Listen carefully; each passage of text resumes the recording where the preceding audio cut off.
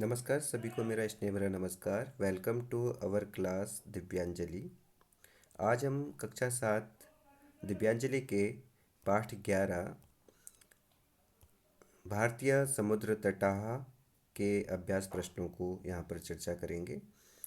भारतीय समुद्र तटाह, इससे पहले वीडियो में मैंने आप लोगों को इन विषयों, इस पाठ के बारे में मैंने आप लोगों को बहुत अच्छे से समझा चुका हूँ।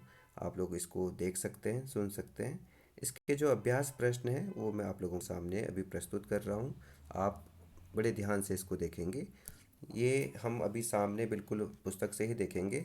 सबसे पहला प्रश्न है, यहाँ पर आप लोग देख सकते हैं कि अधोलिखितानां प्रश्नानां उत्तराणि एक पदेन लिखत। नीचे लिखे प्रश्नों के उत्तर एक पद में लिखिए। आपको एक पद में, वन वर्ड में ही आंसर देने हैं, ज़्यादा आपको लिखने की यहाँ पर ज़रूरत नहीं होती है। तो आपको सीधा सीधा वन वर्ड में आंसर देना है। अब आपको बताया गया है पुरी नगरे समुद्र तटः समुद्रः कीदृशः। वहाँ पर समुद्र के बारे में बोला जा रहा है।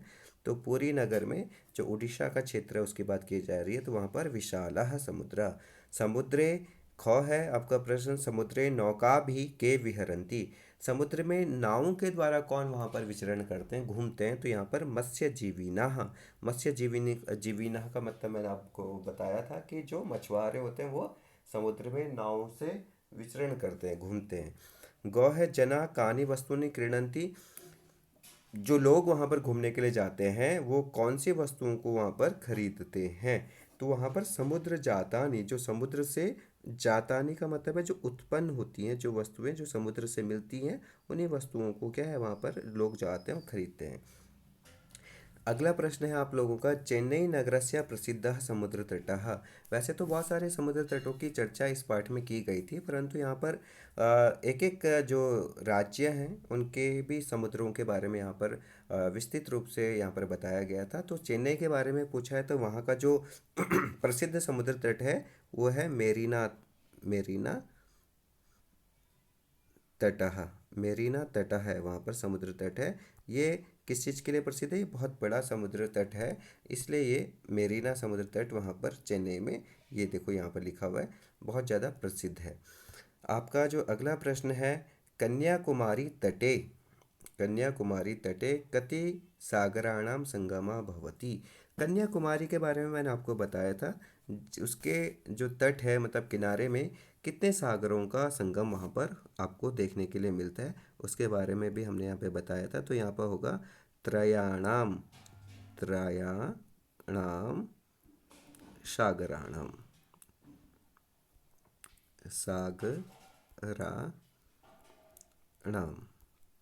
त्रयाणां सागराणां संगमः तत्र द्रष्टुं शक्नुमः, कि हम लोग देख सकते हैं कि वहाँ पर 3 सागरों का मैंने संगम बताया था। त्रयाणाम सागराणाम, सागराणाम का मतलब है 3 सागरों का वहाँ पर संगम वहाँ पर आप लोगों को दिखाई देता है।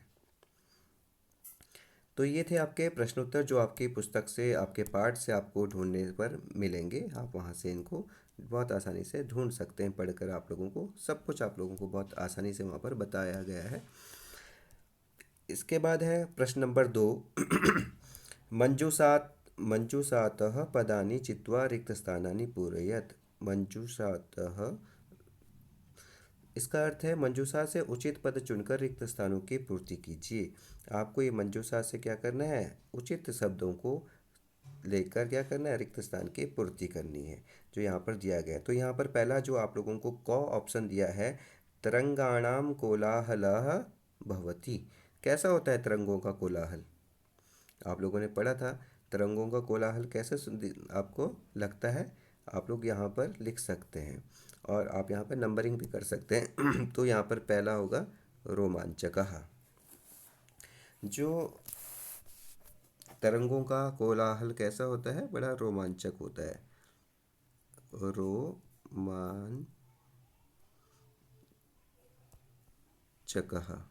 रोमांचकः भवति, रोमांचक होता है। मैं ऊपर लिख भी रहा हूँ, ऊपर या नंबर भी बता रहा हूँ।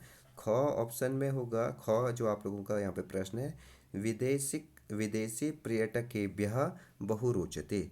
विदेशी पर्यटकों को सबसे अच्छा क्या लगता था? गोवा तट, मैंने बताया था कि विदेशी बहुत ज़्यादा मात्रा में वहाँ पर रहते हैं। तो गोवा तटः किनको, विदेशी लोगों को बहुत ज़्यादा पसंद है। गोवा तटः, गोवा तट किसके, विदेशियों को बहुत ज़्यादा पसंद है। इसमें तीसरा है दीव तटः अति वर्तते। दीव तटः कैसा है, अतीव विस्तृतः, यहाँ पर तीसरा ऑप्शन हो जाएगा। विस्तृता का मतलब होता है बहुत ज़्यादा बड़ा है, विस्तृतः, विस्तृतः। तो जो दीव तट है वो बहुत ज़्यादा बड़ा है। अगला है ऑप्शन घ, भारतस्य पूर्व दिशायां स्थितः। भारत के पूर्व दिशा में क्या है, बंगोपसागरः। तो ये कौन सा ऑप्शन हो जाएगा, ये चौथा ऑप्शन हो जाएगा आपका, बंगोपसागरः।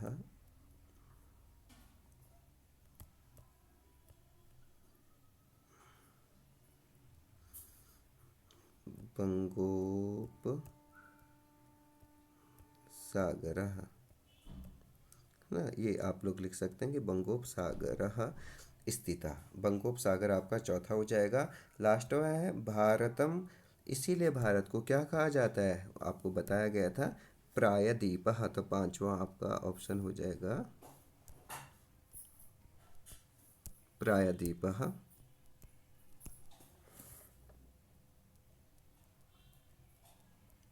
प्रायः द्वीपः, द्वीपः,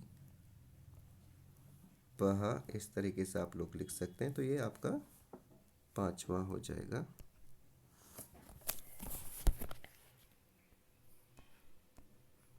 पांचवा ऑप्शन ये यहाँ पर आपका हो जाएगा प्रायद्वीपः, इसीलिए उसको प्रायद्वीप कहा जाता है। इसके बाद है आपका नेक्स्ट प्रश्न है आपका, यथा योग्यम योजयत। आपको जिससे ये इसके साथ मैच होगा उसके साथ आपको मैच करना होगा। उचित मिलान कीजिए पूछा गया। तो पर्वताकार क्या है, पर्वत के आकार का क्या वहाँ पर बताया गया था, तरंगाः, पर्वत के आकार की तरंगे वहाँ पर उठती हैं। आपको उन्होंने बताया था ना, एक समुद्र में पर्वत के आकार की तरंग लहरें उठती हैं। समुद्र जातानी वस्तुनि की बात कर रहे थे कि समुद्र से उत्पन्न जो क्या होती हैं, वस्तुनि। सुरम्याः क्या होगा, सागर तटाः। सुरम्य कैसे हैं, बड़े सुंदर कैसे हैं, सागर तट हैं वहाँ पर। तो ये आप लोग मैच कर सकते हैं। विशालः यहाँ पर होगा हिंद महासागर। हिंद महासागर कैसा, बहुत ज़्यादा विशाल है। और अद्भुतम लास्ट होगा दृश्यम, दृश्य कैसा, बड़ा अद्भुत है। ऐसा यहाँ पर हम लोग इस तरीके से मिलान कर सकते हैं। जिसके साथ जो मैच होगा, आप लोगों ने जो पाठ में समझा है, सीखा है, उसी को आपको याद करते हुए, ध्यान में रखते हुए ये मैच आपको करना है। तो ये हम लोग कर चुके हैं। इसके बाद है प्रश्न नंबर 4, जिसमें आप लोगों को दिया गया है कि रेखांकित पदानि आधृत्य प्रश्न निर्माणम कुरुता। ये बहुत ज़्यादा इंपॉर्टेंट क्वेश्चन हो जाता है आप लोगों के लिए। रेखांकित पदों के आधार पर प्रश्न निर्माण कीजिए। इसमें आपको क्या करना होगा, इसमें आप लोगों को विभक्तियाँ याद रखनी होती हैं, इसलिए आप लोगों के लिए क्वेश्चन बहुत ज़्यादा जरूरी हो जाता है। तो मत्स्य जीविना अपि नौका भी विहरंती। आपको ध्यान रखना पड़ेगा, प्रश्न निर्माण का एक नियम है कि वहाँ पर जिस शब्द के नीचे वो अंडरलाइन होगा, रेखांकित होगा, उसी शब्द के अनुसार, उसी लिंग के अनुसार, उसी विभक्ति के अनुसार आपको वहाँ पर प्रश्न निर्माण करना होगा। ये सबसे मुख्य बात आपको ध्यान रखनी होती है प्रश्न निर्माण में। तो यहाँ पर मत्स्य जीविना अपि नौका भी विहरंती।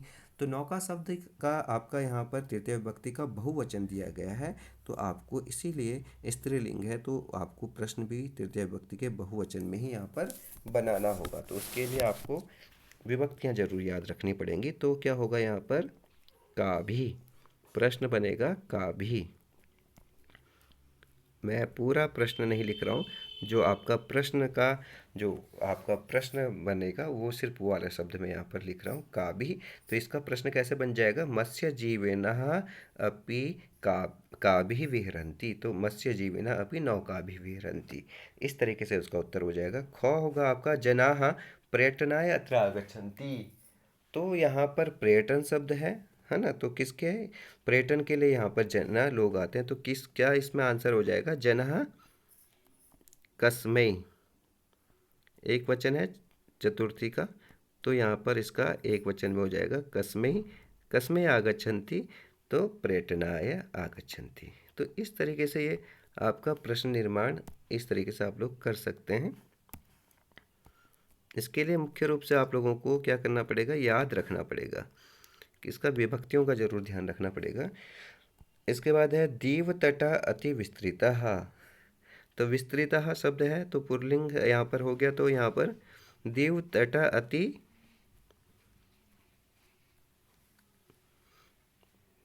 कह यहाँ पर आप प्रश्न कर सकते हैं। दीव तटा अति विस्तृतः, क अति विस्तृतः, हम इस तरह नहीं, यहाँ पर हम प्रश्न कर सकते हैं दीव तटा अति विस्तृता, दीव तटा अति कह, ऐसे भी प्रश्न हो सकता है।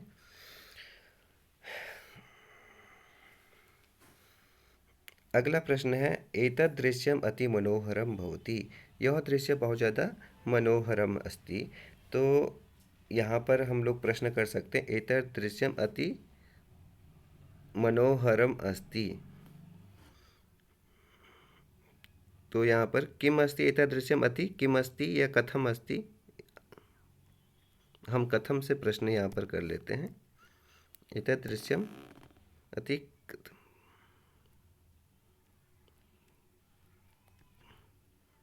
एतद् दृश्यम अति कथम अस्ति, या यहाँ पर हम ये भी कर सकते हैं एतद् दृश्यम अति किम अस्ति।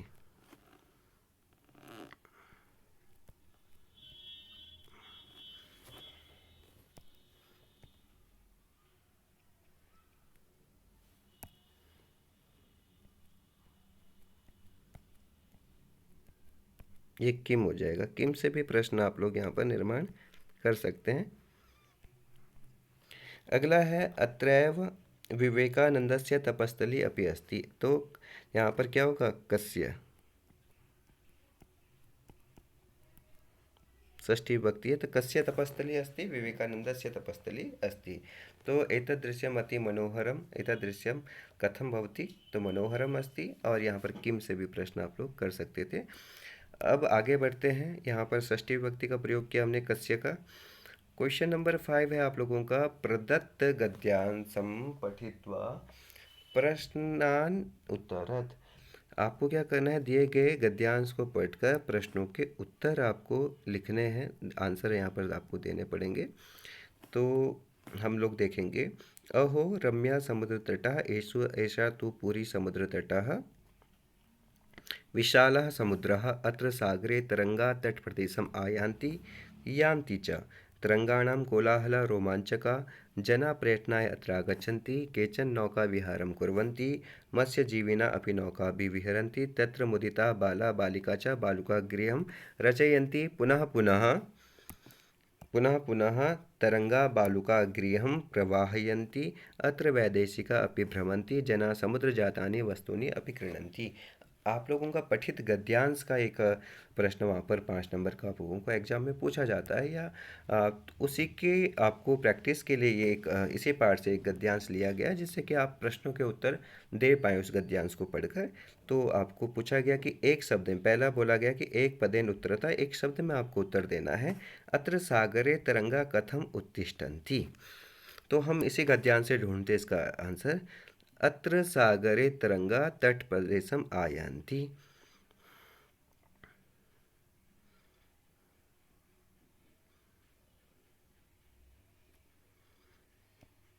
तो यहाँ पर उन्होंने प्रश्न पूछा कि यहाँ पर अत्र मतलब यहाँ सागर में तरंग कैसे उठती हैं। तो उन्होंने कहा कि अत्र सागरे तरंगा तट प्रदेशम आयान्ति।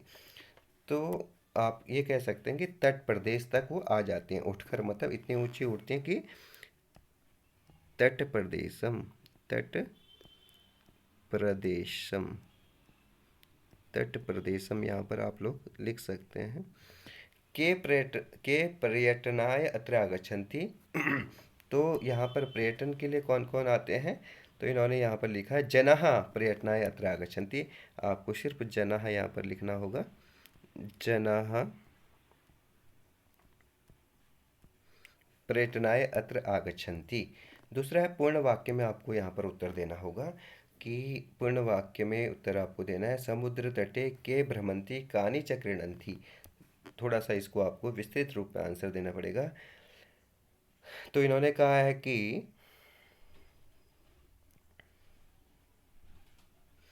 समुद्र तटे मत्स्य जीवना अपि नौका भी विहरन्ति। अच्छा, यहाँ से इसका उत्तर हो जाएगा, ये हम इस तरीके से लिख सकते हैं। यहाँ से इसका पूर्ण वाक्य वाला उत्तर आपका हो जाएगा। अगर आप यहाँ से भी लिख सकते हैं, और मैं आपको इसको लिखकर भी दिखा देता हूँ। तो उत्तर होगा यहाँ पर अत्र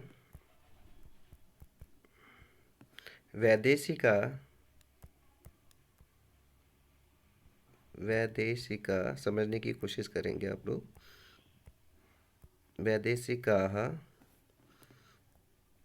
अपि भ्रमन्ति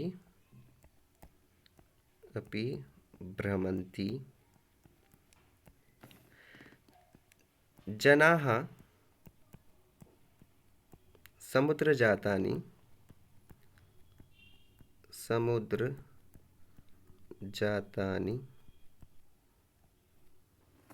वस्तूनि अपि क्रीणन्ति। यहाँ पर बताया गया कि समुद्रजातानि वस्तूनि अपि क्रीणन्ति। वस्तूनि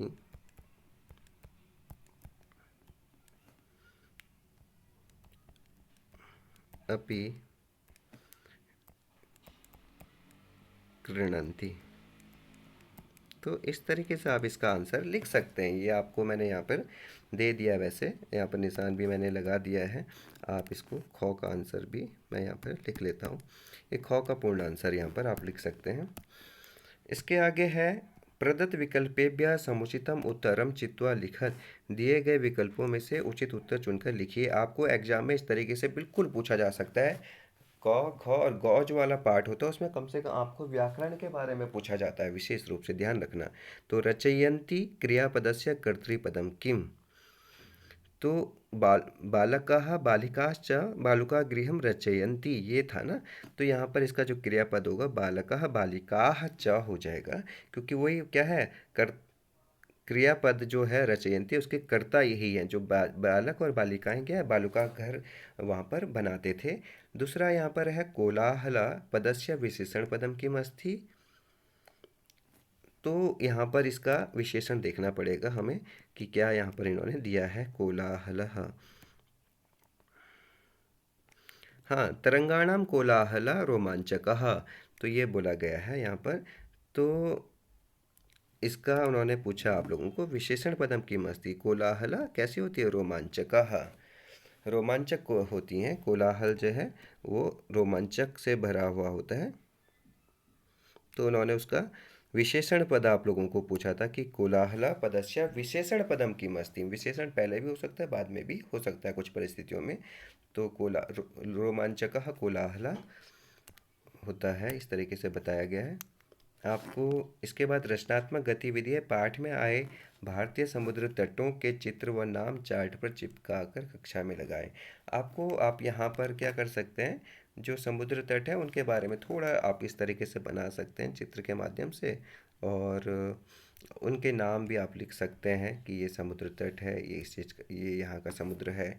इस तरीके से आप अलग अलग बनाकर यहाँ पर नाम लिख सकते हैं, समुद्र के बारे में लिख सकते हैं। जैसे कि एक जगह उन्होंने कहा था कि यहाँ पर ये किसके लिए, नारियल के लिए प्रसिद्ध है। तो इस तरीके से आप लोग समुद्र भी बना सकते हैं, और वहाँ पर उस चीज़ की जो विशेषता है उसके लिए भी यहाँ पर आप लोग बता सकते हैं। कुछ यहाँ पर नौका भी विहरंती, तो नौका के चित्र भी आप लोग बना सकते हैं। इस तरीके से आप बनाएंगे तो बहुत अच्छा आप लोगों का ये रोचक हो जाएगा। तो अलग अलग 4 समुद्र हैं या 3 समुद्रों के बारे में भी यहाँ पर आप बता सकते हैं। तो इस तरीके से आप लोग करेंगे। मुझे आशा है कि आप लोगों को समझ में आया होगा। आप लोग बड़े ध्यान से इसको समझने की कोशिश करेंगे, और कोशिश करेंगे कि आप बड़े ध्यान से इसको पढ़ें भी। और अगर कोई आप लोगों को फिर भी अगर कुछ समझने में कहीं प्रॉब्लम होगी तो आप मुझे कमेंट बॉक्स में इसको आप उत्तर देंगे। आप वहाँ पर कमेंट कर सकते हैं, मैं आपको वहाँ पर ज़रूर जवाब दूँगा। धन्यवाद।